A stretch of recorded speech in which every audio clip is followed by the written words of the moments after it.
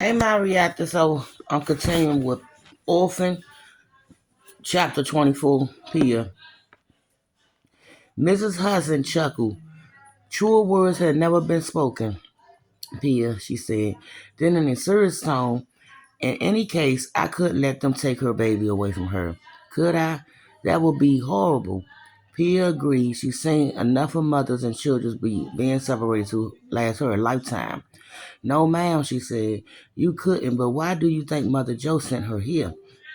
I don't know, Mrs. Hudson said.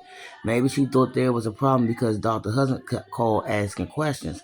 Maybe, Pia said. Or maybe Mother Joe thinks I'm not doing my job properly. Don't worry, Pia. It doesn't matter what Mother Joe thinks. When I said this was your home, I meant it. Mother Joe can't do anything about that. Pia smiled, her eyes suddenly burning. Thank you, ma'am, she said. That means more than you know. When Pia took the girls down to the kitchen for breakfast the following day, Rebecca was already there, filling a wash tub with dirty linens.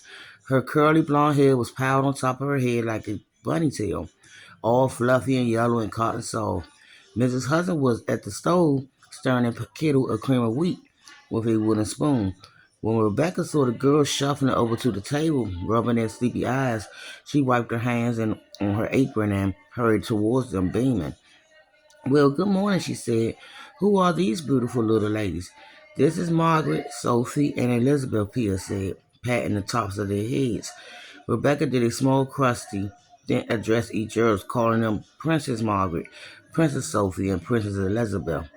I'm delighted to meet you all. My name is Rebecca. The girls stared at her in silence, likely surprised to see someone new in the home. Now, don't forget your manners, girls, Pia said. It's polite to speak when you're spoken to, remember? She lifted Elizabeth in her arms and put her in the high chair, picked up her milk cup from the table and placed it on the tray. Hello, Sophie said, and Margaret said at the same time, climbing into their chairs. I'm the oldest, Margaret said. I'll be 5 on my next birthday. Oh my goodness, Rebecca said, you're getting so big. And I'm going to be 4, Sophie said. How wonderful, Rebecca said. Elizabeth picked up the toddler's size cup with 2 hands and started drinking, droplets of milk running down her chin. Pia wiped the drips off with a napkin and then helped the girls get started on their string prunes and fruit muffins. While Rebecca smiled and stared, Mrs. Hudson brought over the kettle and started ladling cream of wheat into the girls' bowl. Pia finished cutting Sophie muffin in half, then wiped her hands on her apron. Should I see if Cooper is awake? She asked Mrs. Hudson. Or would you like me to stay with the girls while you get him?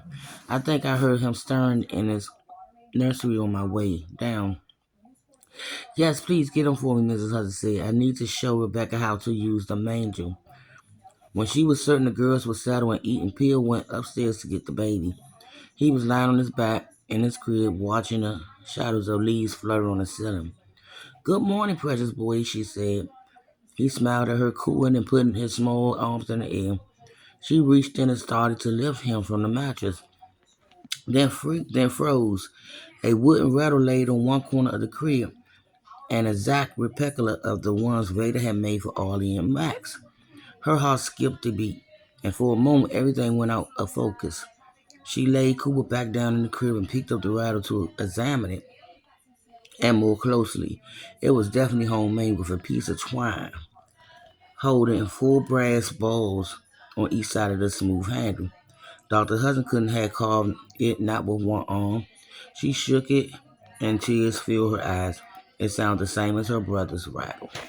And I'll be back with the continuation of Pia.